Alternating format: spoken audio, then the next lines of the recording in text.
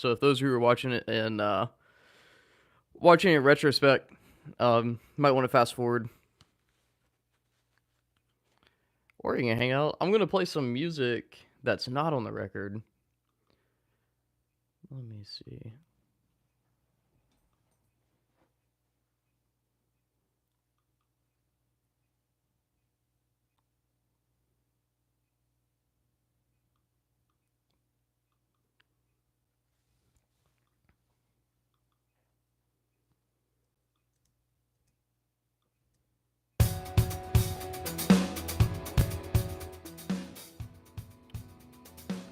All right.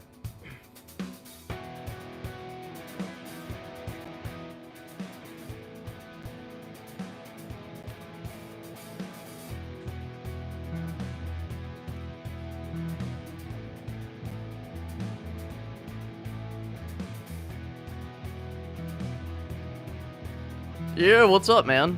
I was gonna wait for, well, I was waiting on you. And a couple of others. Give it a couple of minutes, and we're gonna listen to, the whole album from start to beginning. This isn't on there. This is just, like, kind of, I wrote this music for my YouTube channel, so, like, when I'm talking or whatnot. So, if you listen to, some of the videos, or watch some of the videos, you'll hear this song. Oh, yeah, man. Let me see. I'm gonna also pull up YouTube on my computer so I don't have to look at that small screen. Dude, how's your day been? I have a whole album coming out tomorrow. That's crazy. Crazy.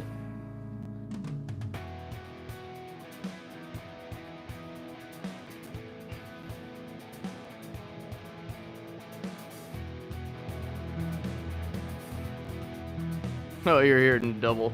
I don't know what that means, Square. We're about to start listening to it, I guess. It's been crazy, man. It's been crazy, but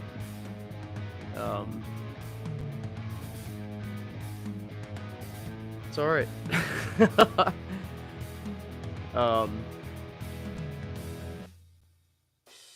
What's the best Steely Dan song? I don't know. Let me pull up one more thing.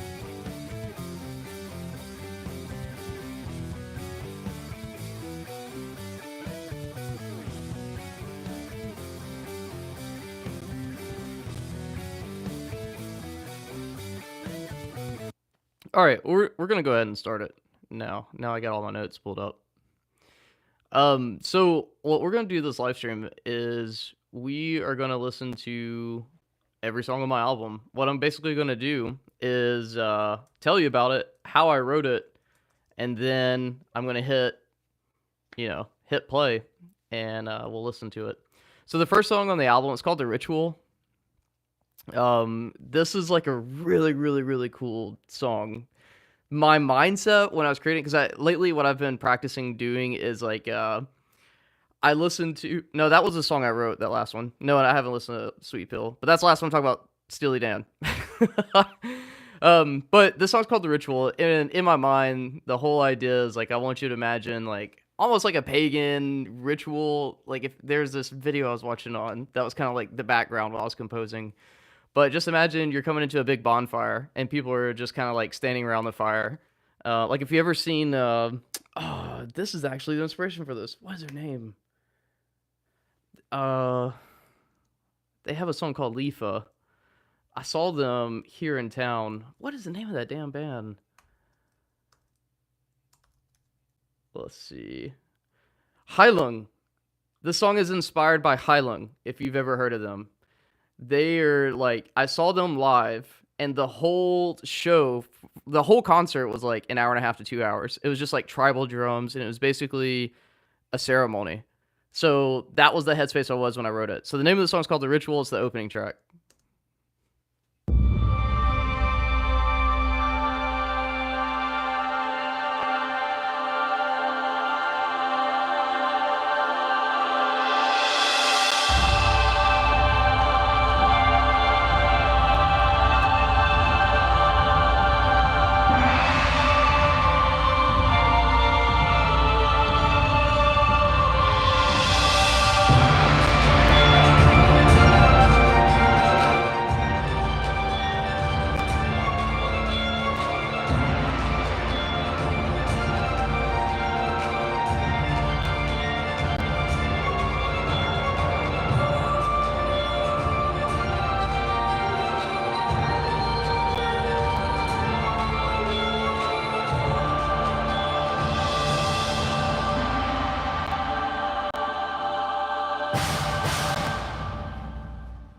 Is that sick? I wrote that. That's crazy, man. This is a school assignment. But yeah, that's called The Ritual. That's going to be the opener for the whole album. Oh, which doll? For this, I used Logic. I've recently, and there's some songs in here that I use Ableton with too, so that's a good question. Um, lately I've been messing around with Ableton because I'm trying to like this album is mostly tracks that I put out with school while also learning how to just like write and record music because I didn't know how to do this 2 years ago, but I'm getting ready to graduate music school, so this album is kind of like the stuff that I've written for school and also just learning. Moving forward, I've kind of got two different like composer modes in my mind. You know, the first one is writing like commercial music, which is probably what I'll do to like pay my bills until my own art gets up and running. So jobs I'm getting ready to do are like game composers, what I'm really pushing for because I have a computer science background. It's something that I can leverage to get one of those like cool rare jobs, right? And I worked as a game engineer, as a software engineer prior to going to school to music. So some of these songs you're going to hear are showcasing that side of me because that's still an avenue that I want to pursue. The second half and like most of the, I would say probably half of the songs on there are guitar centered because guitar is my main instrument. It's what I love. As an artist, what I'm trying to do with my own art is blend my love of electronic music and like chill lo-fi and math rock. It's like the combination of all those things. So I tell people if you listen to math rock and you know the genre, I tell people this is like Taiko meets Chan because Chan is like my biggest influencer. So if you love like the chill vibes, that's what I'm trying to do. I'm just in the process of learning how to do it. So you're going to hear both sides. So when I'm doing professional compositions, I typically prefer to work in Logic. I just think the tools in Logic Pro, I'm just familiar with them, right? I'm learning the power of Ableton because for my individual performance, I've gotten things like the MPC for live performance, and now I'm starting to write with the MPC. I started doing that last night, and we can talk about that because I know Cray in here is, you know, him and I, we text like girls, honestly. I ain't complaining though because we have really good conversations about gear. He's also a great guitar player, but Ableton I dig because I can move fast in it for recording, like especially if you do a lot of MIDI stuff. So maybe for professional compositions, I may be moving more into Ableton because the thing that I really dig about Ableton is I can make it my own. Going through the music production degree at Full Sail, they pushed Logic Pro, and then we'd have to jump like uproot from Logic Pro for a month and be in Pro Tools. So I know I've written and composed, mixed and mastered in Logic and Pro Tools, and I feel like Logic between those two, Logic is the better for composition. Pro Tools is probably the king of mixing and mastering software. So if you're doing like audio files, I just think Pro Tools is great for doing that. That's probably why it's so popular in studios, right? And because a lot of the people that run the studios, their first ever DAW they ever saw is Pro Tools. So Pro Tools also lives on legacy because Pro Tools is like a pain in the ass to use. Every time I learn it, like as a software engineer, if my boss said, "Hey, we're gonna write really unintuitive software because you know industry standards," they would laugh. At least at like places like Amazon. You know, I know mom and pop shops still operate the same way, but I think I am very against Pro Tools. What's my opinion on Cubase? I use Cubase for. I try to write in it, man. I just couldn't. I don't like Cubase. It didn't make sense to me. Um, because I got approved for the student discount. Because recently I just bought Ableton, and I guess I can talk about it because I was looking at Cubase and I was looking at Ableton, because a lot of my heroes in the professional world use Cubase. Like it's very well documented how much Hans Zimmer loves Cubase. And if it's good enough for Hans Zimmer, it should be good enough for Damien and Andy, right? I'm like, damn, I should really get into Cubase.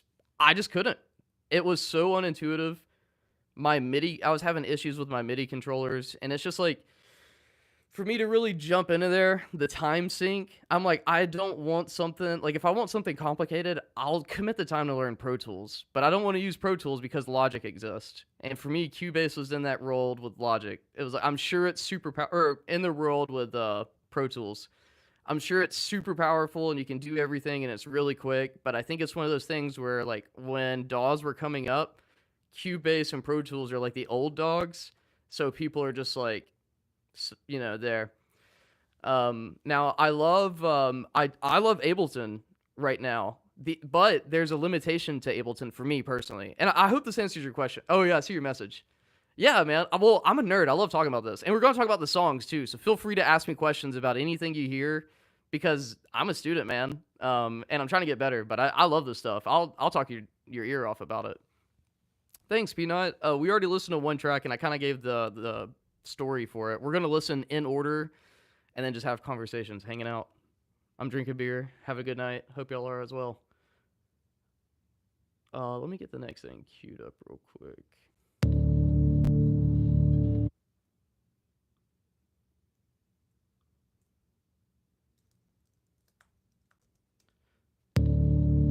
All right. Well, I guess I'll finish up that thought about Ableton, and then I'll play the next song, which is a Game of Thrones cover. But it's got a cool story. So I like Ableton because it's lightweight.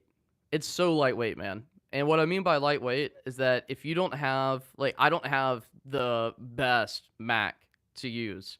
I use, and I don't have a weak Mac either. I just have a middle of the road Mac. It's got 16 gigs of RAM, and it's a MacBook Pro. It's an M1 chip, but when you start working with professional libraries, they're very CPU intensive. So on some of these tracks, I was struggling to keep well, I learned some tricks, but workflow slowed me down, right? So the trick was, when I started getting past like the 70% CPU usage, I would just bounce a file in place. So it basically copy the audio file, but turn off the plugin. So I couldn't do any MIDI and hear that. So this is basically like I'd have to commit to an idea, bounce it. And maybe there's something to be said about the power in that. However, it started becoming a problem. I mean, now I feel like the last Mac update I just did, and my Mac is not an old Mac, and it's not, it's not a 8 gig RAM, but nonetheless, I started having issues. So that made me look at other DAWs, and that's why I looked at Cubase and Ableton. Plus, I just wanted to try something else just to see what else was out there. And I heard a lot of good things about Ableton, especially for live performance. While I probably won't play all of these songs live, I'm building up a portfolio of songs that I'm writing to go play live. That's why I just invested in a piece of gear like the MPC, so I can be a one-man band without taking everything with me, right? Because my next album is going to be, that I release as like my name, is going to be stuff I want to play live as an artist. And you're going to hear some of these songs. This next one is I probably wouldn't want to do it live either. It was just a cover for school, kind of like just professional writing. But Ableton is so good for live performance because it integrates with your gear so easily, and gear that's centered around live performance. Like the MPC that I have, it can control Ableton from the hardware, and it can connect over Wi-Fi. So where that's really cool is that I can map out plugins if I don't use plugins that are built onto the MPC. And I'll show you the MPC if you don't know what it looks like.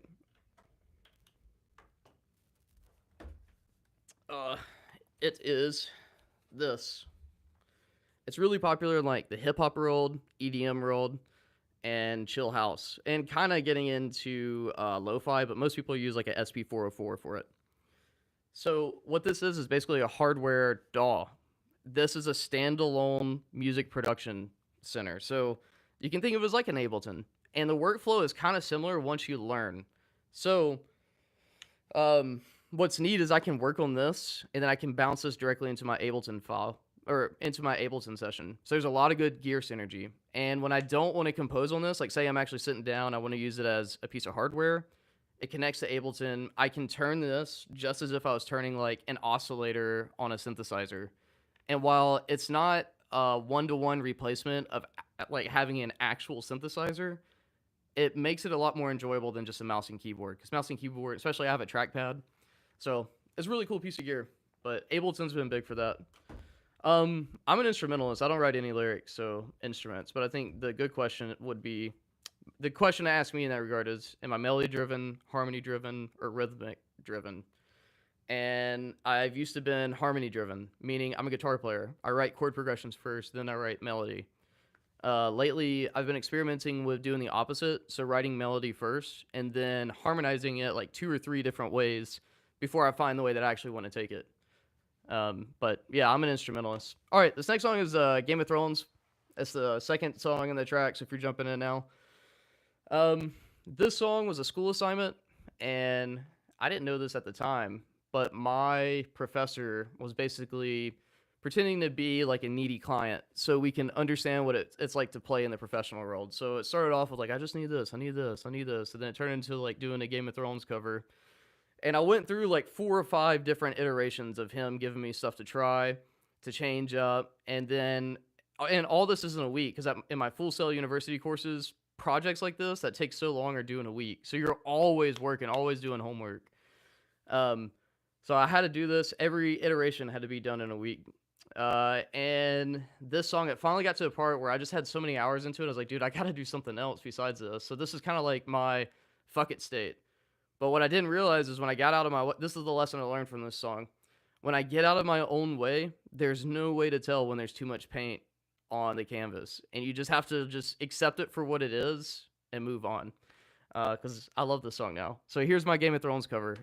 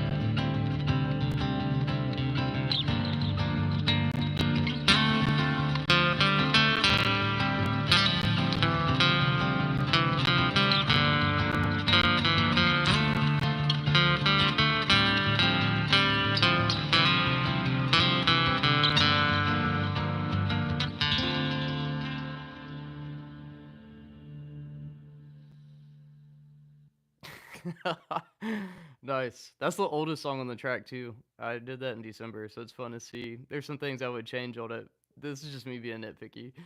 But it's cool. Again, this is like me learning how to do all this stuff. Everything you hear is me. It That's awesome. Yeah, this is in a phase where I put guitar out front. So that song, the guitar is in your face. That's awesome. This next song is called Thank You, George.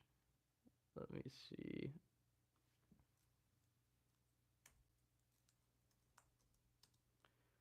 This next one is like a complete original. It's not a cover. Thanks, Peanut. I appreciate you. Thank You, George is a tribute to one of my favorite movie characters of all time, George Bailey. And if you've ever seen the movie, it's based off George Bailey's character from the film It's a Wonderful Life. Let me see what his actual actor name is. James Stewart is the actor name, the main character. And he's also a veteran. I'll tell his story after George Bailey. But in the film, George Bailey is basically he always waits for his time to like shine, to follow his dream. So in the beginning, he has these dreams to travel the world and I believe to become an architect. But then his dad like gets sick, passes away, and he takes on the family business and runs the family business while his younger brother goes off to college. And the agreement is like, hey, when you're done with college, come back. You run the family business. I'm going to go to college. But of course, his younger brother goes off to college, falls in love, and is like, no, I'm going to stay in New York. So he has like this internal like conflict of like, damn, I'm just doing this like dumb job when I know I should be doing so much more in my life. And then World War II comes around, and he doesn't have hearing in his ear because he saved his brother from drowning in like wintertime, and I don't know, whatever reason, doesn't have hearing in his left ear. So that prohibits him from joining the service. He stays behind. His little brother goes out and gets the Medal of Honor. And again, like you just see this internal conflict keep building, but it's also like he's serving the community. And the story moves around, and I hope I'm not spoiling the film because I watch it every year. And if you have only seen it once, you should watch it again, especially after hearing the story and then after you hear my song, please. But he, being a small business, money is really tight. That's kind of like the theme that keeps going on. And there's like one bad guy who owns like all the town, but all he cares about is money. He doesn't really care about the people who live there. So his uncle is supposed to bring in like a loan payment, but his uncle misplaces it. And when his uncle misplaces it, this now puts George Bailey at risk to go into jail. And absolutely, the bad guy is going to put him in jail because he wants to own the city and turn it into, I think his last name was something Clark, and he wants to turn it into Clarksville. Basically, he's a villain. So he, when this happens, he just has like an existential crisis, and he just thinks he's going to end his life. So this is on Christmas. He's freaking out. He believes that his life would be better with him out of it, right? So he gets ready to jump and commit suicide when someone else is in the river, and George Bailey, being George Bailey, forgets about suicide and jumps over and rescues this guy. Turns out his name is, I think it's Lawrence, and he's an angel without his wings. He's been sent down to help George Bailey so that he may get his wings. And this is where the saying, like, every time you hear a bell ring, an angel gets his wings. That's at least how I learned of that saying, is from this film. So Lawrence is on Earth trying to help George Bailey get his wings. So he's like, oh, what's the best way to do it? So George Bailey says, I wish I'd never been born. And Lawrence is like, what? And you're going to hear Lawrence in my song. So finally he's thinking for a minute, and you see he consults with like the disciples, if you know like biblical stuff. And then he makes his wish come true. So George Bailey is now living in the world where he does not exist. And it's horrible, right? It's Clarksville. His brother died as an infant. All this stuff. Like, life is just, the town is horrible without George Bailey. And that's the premise, is that life is better with him in it. So after a while of like the town turning their back and being really cruel, basically he gets to go back to reality. And when he does, it's like word of getting out in town that the money was misplaced. So everybody in the town like comes together and pools enough money to keep him afloat and keep him out of jail. And the story itself always inspires me when, because I watch it every year as like my Christmas film. But it's like, for me, it's like a great start for going into the new world. Then I look into the actual actor himself, and his name is James Stewart. James Stewart is also a military veteran, because I'm a Marine Corps veteran. I did 5 years in the Marine Corps, and I did 2 tours overseas. George, I'm just gonna call him George Bailey, because that's how I know him in my mind, at least. Anytime I watch a film with him, I'm like, oh, it's George Bailey. But he was an actor, and he was famous before the war started. And then he joined the Army or Air Guard, whatever they're called. And at first, they were just using him for like promotion. They were bringing him around these different towns and saying like, basically raising war bonds, until finally he got to go overseas as a pilot. And he was in like one of the most decorated squadrons. So his basically World War I guys had shell shock, and World War II pilots had flak shock. And that's what he had. So basically a severe case of PTSD. And they say that It's a Wonderful Life was kind of like the film that brought him back to life, if that makes sense, and gave him purpose and brought him out of that shell in that dark place. So I wanted to write a song for him, and that was the whole inspiration for this next song. This is the 3rd song on the track, and it's called Thank You, George. So you're going to hear excerpts from the original film. Shut up! Cut it out! You're crazy. That's what I think. You're screwy. You're driving me crazy, too. I'm seeing things here. I'm going home and see my wife and family. You understand that? And I'm going home alone.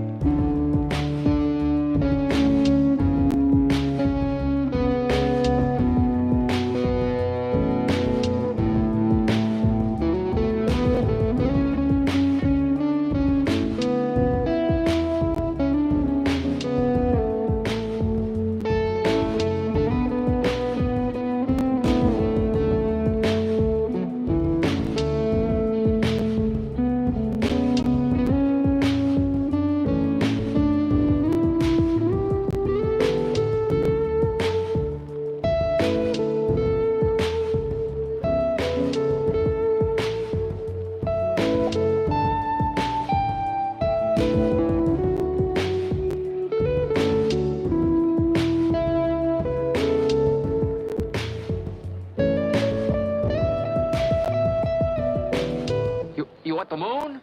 Just say the word and I'll throw a lasso around it and pull it down.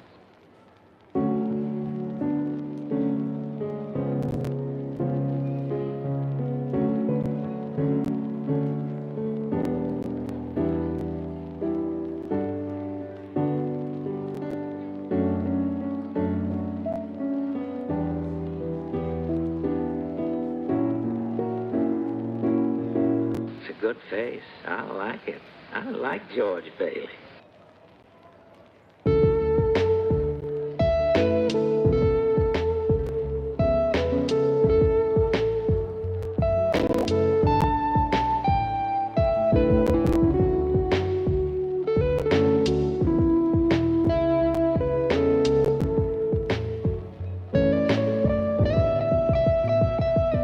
George Bailey, I'll love you till the day I die.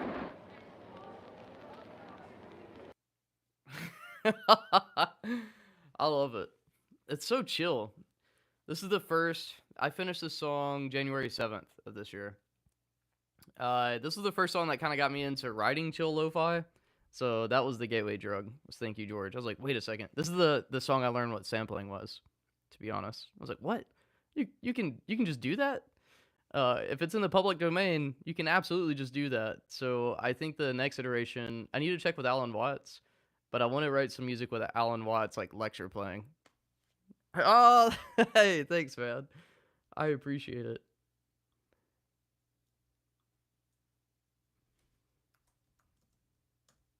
That was Thank You, George. George Bailey. What a character.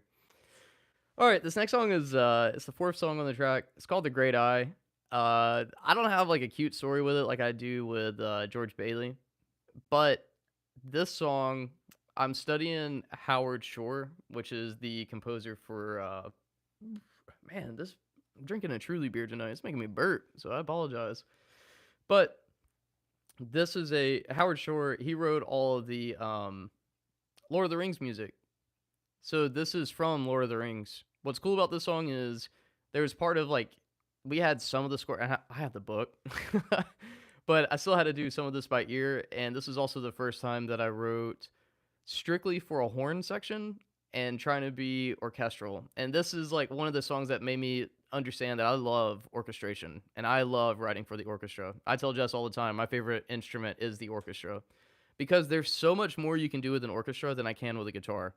Like, don't get me wrong, I love writing guitar music. I love the chill lo-fi that I've written. However, when I finish an orchestra piece, I'm like, where did that come from? And I guess I feel that same way with the other ways, but with guitar, I just understand it so much. And orchestra, it's like every time the harmonies are just so rich, and you can rewrite something like 5 different ways, and holy smokes, it's just like it'll change the entire dynamic of the song. Orchestration really taught me that, and it taught me how to use harmony. And I'm still learning. I'm still a student. So what I'm telling you, don't take it as me being a master. This is just me sharing like my notes as a student. But orchestration is just so complex. I love it. Yeah. All right. So we'll listen to the track. And then if there's any questions about anything, let me know. Like the dude who was asking about dolls earlier, I'm about it. Here's The Great Eye.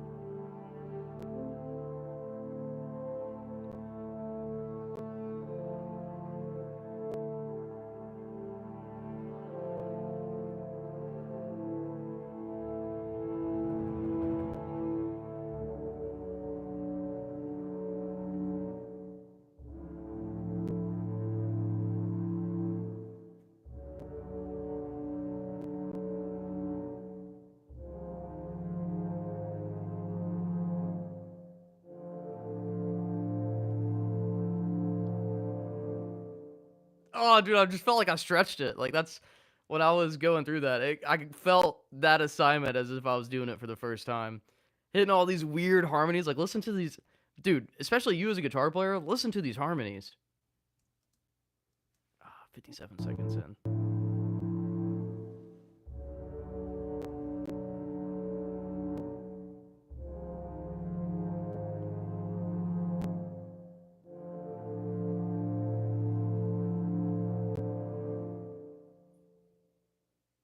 Yeah, that's the great eye.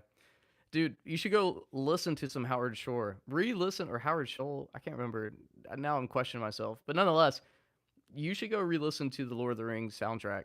It is incredible. Not only like I don't know, that's just one of my favorite scores of all time.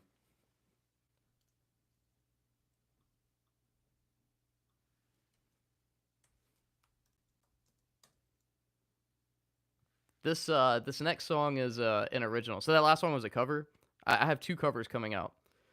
And it was fun. I had to like when I was publishing this, I had to learn how to get a mechanical license for it. All different things I learned because of school. This next thing is called A Hero's Journey. So I was going through. I think this was writing for film, or it may have been a project and portfolio course. No, it was definitely writing for media, is what it was called. I had to write Chinese heroic. Well, they gave me a list of things I could choose from, and the thing that spoke to me ultimately was heroic Chinese music. So in my mind, I kind of wrote about this on Facebook. So if you follow me there, you may have seen the post. But in my mind, I was an ancient Chinese soldier. We had just gotten back from deployment. Everybody survived. Everyone's good. So we're getting ready to be like get the hero's welcome, right? And we're expecting to walk in through like these giant, majestic palace doors, and we're getting ready to eat with like our Lord, right? Or at that time, that's what they would be called. So my question is like, as we're walking down this hall and being honored with this meal, what is the music that plays for it? And this was what's cool about this track is this is the first time that I learned how to build out a world and then use that world for composition. So here is the fifth track called A Hero's Journey.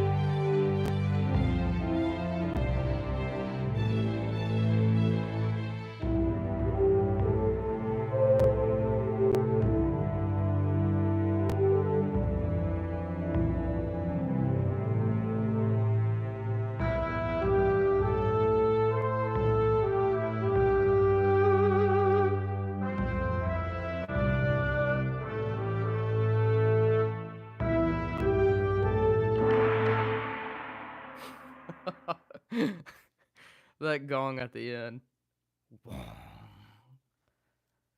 Every time a composer doesn't know how to introduce the next phase or connect two ideas, if you hear a gong, that's what he decided to do, just so you know. Dang, no way. Well, all these last three songs are kind of symbolic of my life. So that song's called A Hero's Journey. I told you the story of that. That's kind of like my two deployments overseas coming home. That's just how I feel about them, honestly. I love that melody. This next song is called Relax, It's Okay. I was having when I wrote this next song, I was honestly having like a panic attack or like an anxiety attack. I suffer a lot from imposter syndrome. It doesn't matter what I do. I always feel like I'm not good enough. I don't know if you can relate, but I needed to write, for me, like writing music and composing music is therapy. So I needed to write a song to like calm my mind. And that's where this song kind of stems from. That's the story behind it, and that's also why it's called what it is. So anytime I feel like, damn, like I'm about to have a panic attack, I try to listen to this song, and it really helps. And I'll share this too if there's other people out there that feel this. I went through a veteran leadership course recently, sponsored by the Vantage Point Foundation, and they taught me a technique that I use all the time. It's called the 5 by 5 by 5 method. And because I have really bad like social anxiety, man. I don't know. I hope I build a big platform and continue to talk about men's mental health because I have my demons too, you know. But I try to do something about it instead of letting it control me. So the 5x5 method that I do, because this happened to me just this last weekend, we were getting Brazilian steak or Brazilian barbecue, no, Korean barbecue. You basically breathe in for 5, you try to hold it for 5 seconds, and then you release it for 5 seconds, and you just repeat that until you're done. And it doesn't have to be that dramatic. So like for me, I'll just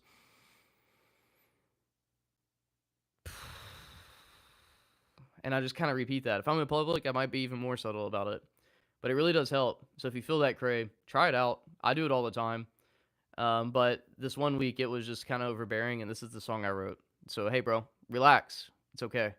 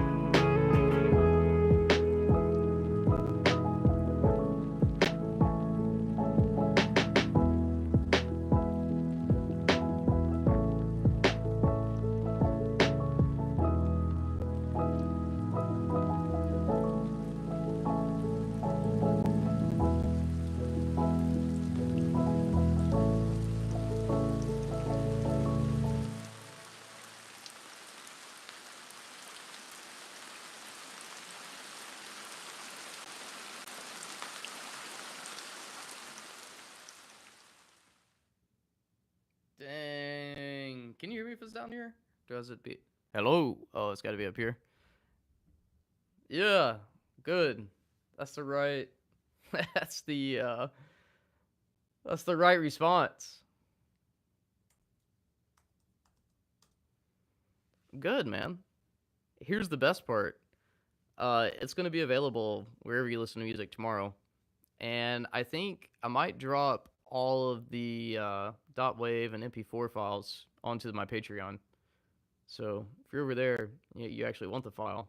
I think I need to input some metadata, and then I should be able to publish them there, no issue. Then that way you guys can have like what I have. So if you're over there, and if you're not over there, consider checking it out. But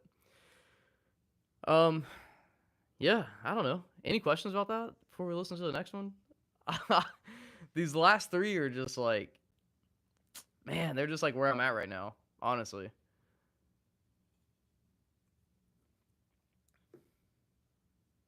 This next song is called 11 Years. It's the last track on the album. And again, this is a short album. You know, don't expect it to be a Tool album yet. This is all of the tracks that I've written while I've been a student at Full Sail University and learning how to, is there another name for that last one? Relax, it's okay. That's it. and then A Hero's Journey. And this one's 11 years. But anyways, this whole album is just like my work since I've been in school. So moving forward, there's gonna be like, I want to say, a little bit more intention behind writing an album. This is like proven to myself. This is just who I am, where I'm at right now, if that makes sense. I've got an idea for doing like a super chill album and not taking as long to release music. I want to start releasing music more often, and I'm talking about like, bro, at least at a minimum like a track a month. So this is also like that excuse to just get on it and keep publishing, keep writing, because I have like over 30 songs on my hard drive. This is just 7 that I picked. But the crazy thing, the thing that you won't really know this unless I tell you, there's probably close to 1,500 hours of work behind this album, and it's only going to be like 20 to 25 minutes long, you know? But I had to learn how to do all of this. I play everything you hear in this, and I mixed and I mastered it and I produced it for better or for worse. The songs, in my opinion, progressively get better because I'm learning. I'm learning more, you know? And I'm really trying to figure this whole career and music thing out. And I think of it like an entrepreneur. And I think I really got a shot at this thing. So I'm really leaning in, like I'm all in, you know? But anyways, this last song is called 11 Years. It's a song that I wrote for my wife. This year we celebrated 11 years of marriage. And I put together a short, a real TikTok, whatever you want to call it. I put a 60-second short video out with all of our like favorite memories over the past 11 years with us being together. And I think there's even a photo of us being together when we were in high school. So I needed music to go over it. I'm a composer, and I was like, bro, I can do this. So I wrote the song, and it took me like 2 days to write, mix, master it all. So here it is. It's the last song of the album.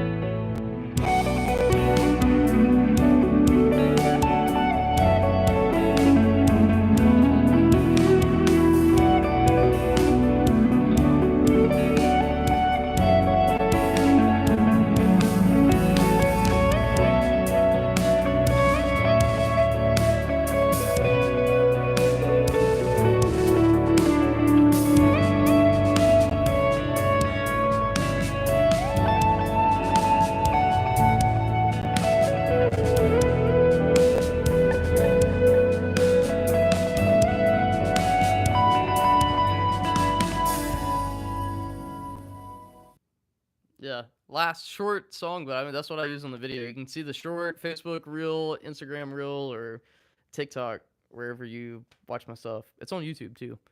And you can see all photos of us from like being little babies to first deployment to first dog, first house. It's crazy, man. It's crazy how much life I've done with my better half. She makes me a better man. That's for damn sure. But hey, I want to keep this live stream dedicated to the release, so it's kind of like an archive. So I think I'm going to end it there, unless if there's any questions about anything I played, or I don't know, anything related to the album coming out tomorrow. It's called School Years. You'll be able to listen to it Amazon Music, Apple Music, Spotify, wherever, man. And I don't expect these songs to be like a Taylor Swift song, but I hope that if you ever want to like relive one of these memories of something I said resonated with you, I hope you at least put it on, add it to a playlist. And man, I guess I'll just be the cheesy content creator. I would love to see you guys listen to this and how you listen to it. I think that'd be so neat. So if y'all are comfortable with it, tag me on it. Put it on Instagram or just send me a photo if you don't want to post it anywhere. I would just like to see it personally. And I hope that while these songs aren't anything that would belong on pop culture, I'm just so grateful that there's anybody listening, to be perfectly honest. And it's so crazy that people like Peanut and Crade, like, you guys support me. So I don't know. I just hope you guys know I'm super grateful. I don't take any of this for granted. And I just feel like I'm getting started. And I literally couldn't do it without you guys. So please listen to it, stream it, share it, tell these stories of these songs, share this live stream if you want other people to hear these songs, and or if you just want to help me out, because that's what I'm asking you to do, is just help me out. I'm trying to eat. So, like, if you don't have, you go to bed, you don't listen to music, bro, put it on sleep mode, go to sleep, have it turned all the way down. No, I'm just teasing. But you could do that. It's there. The option's there. I'm not telling you what to do. But hey, I'm a goon. I know y'all are laughing. I love it. I'll definitely have it on the playlist. Hell yeah, my man. Yeah, let me know what songs are your favorite too. It'll be cool. It's interesting to I'm gonna run up the listens. Please do, man. Please do. Where are you planning to listen to it at? Where are you at? You a Spotify guy? Apple Music guy? I need to, like, while you're doing it, Cray, I ask that you also observe it and compare it to, like, some of your favorite artists, like the presentation of it, because I'm trying to get better. Like, I think I need to redo the banner on my artist page. I definitely need to rewrite the bio on there, and I need to see if I can get any more, like, links on there. So I'm trying to learn. Like, I was looking at I just got hit up with an ad for Animals as Leaders. They're going on tour, and I think they're going to Atlanta, which is like 4 hours from where I live. And I was checking out their page. I was like, oh shit, this actually looks really good. Because you got to think about this stuff when you're playing this game. You got to think about these things. Because if you don't, good luck. That's what these guys are doing, and it works. It just looks cool at the end of the day. That's what it's all about. All right, well, I'm gonna jump off here. Any other questions or anything before I get going? I'll leave the chat open for a little bit, and I'm gonna play a song that I haven't released. It's not done yet, but you'll hear it on YouTube videos because I have it playing all the time. It's called "It Can Happen," and what that's a reference to is it can happen. I can finish the song one day.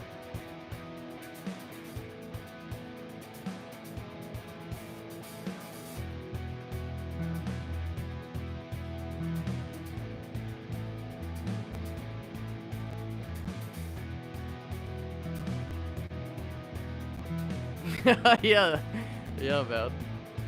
There's no lead on it. I've written the lead for like the first 2 minutes. I just haven't finished the solo at the end because I don't know what to do on it yet. I love the rhythm. I love the progression. I love the track. That's Amanda screaming.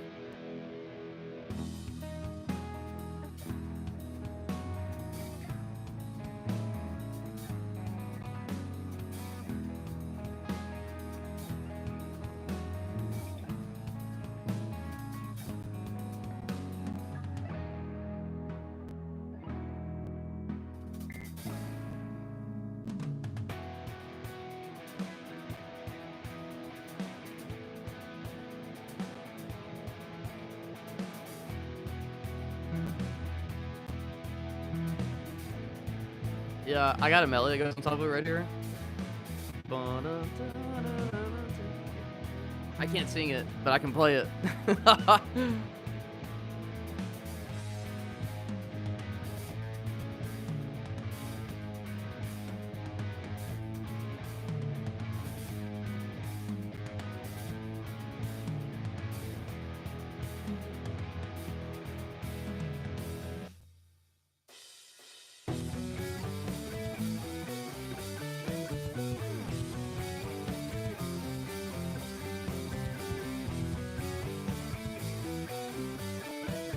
I think when I'm actually getting ready to finish the song, I'm going to layer this and bring it in slowly. Because I was thinking about doing a riff over here, but I think I'm going to build it up like a cake instead of soloing, and then take the solo when it backs down. It's going to do it one more time.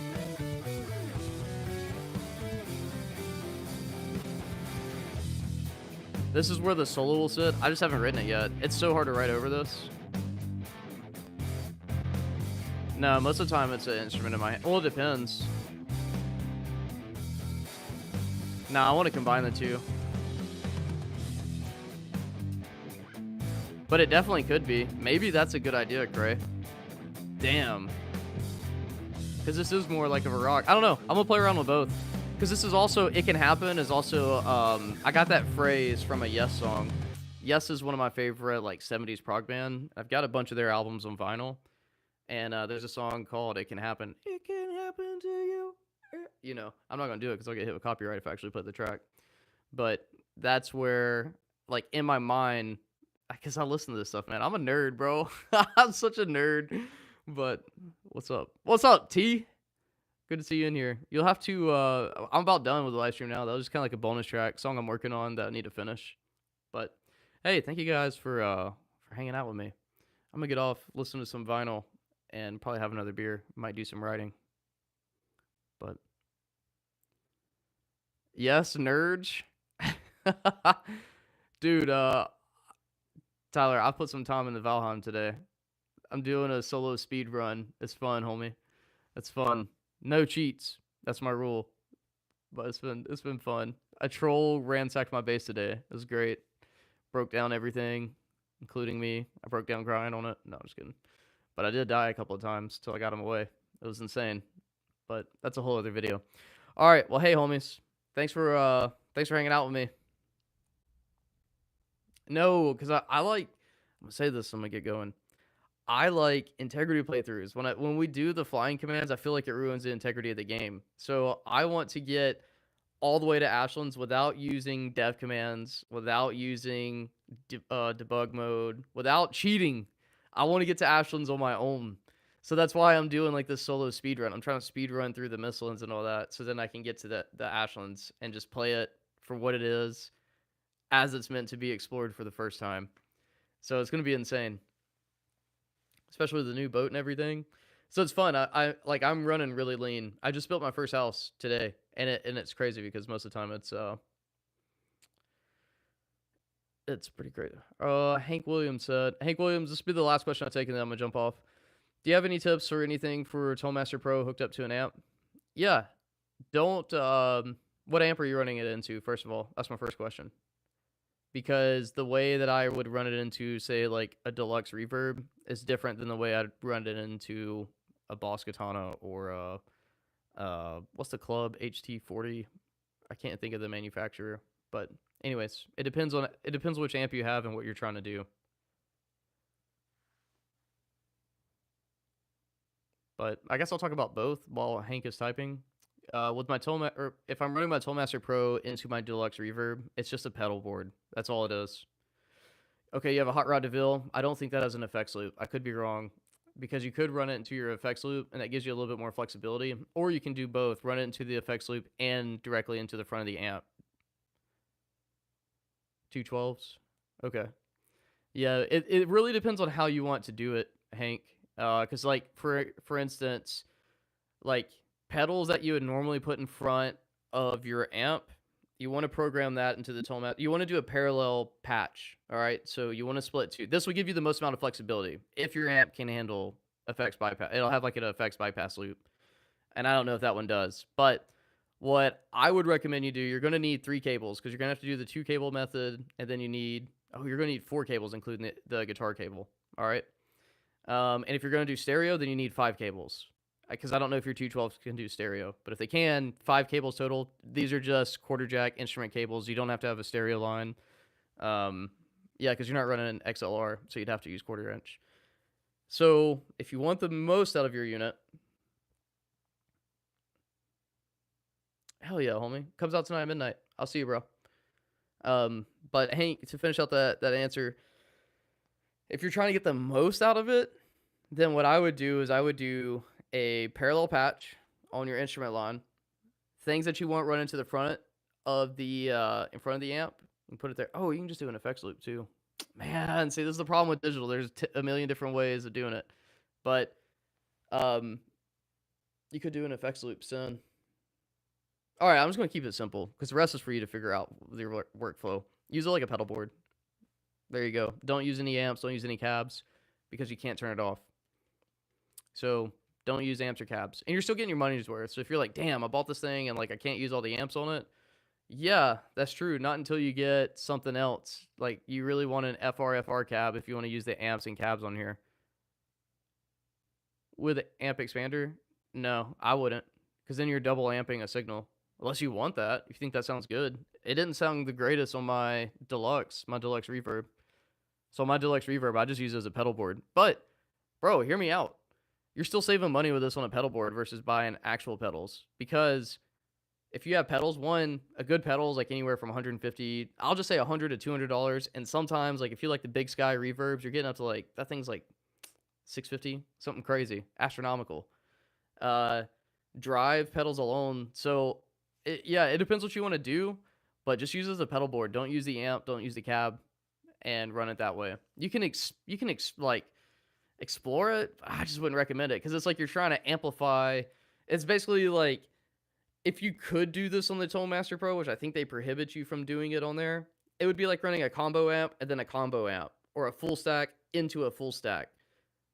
That's different in real life than chaining things together.